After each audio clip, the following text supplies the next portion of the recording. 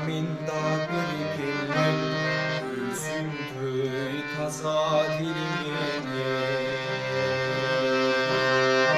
özümde kırıla üstündüm güçlü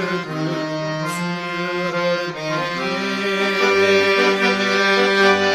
Nahaba dövür gülümü alcaşlı bayır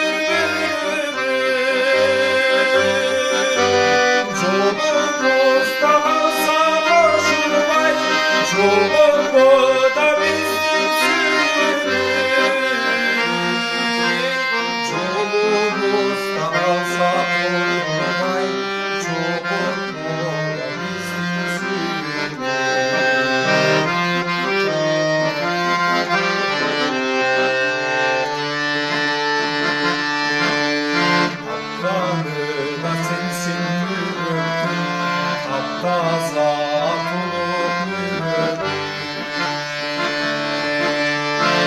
Hırsın ekin sen iste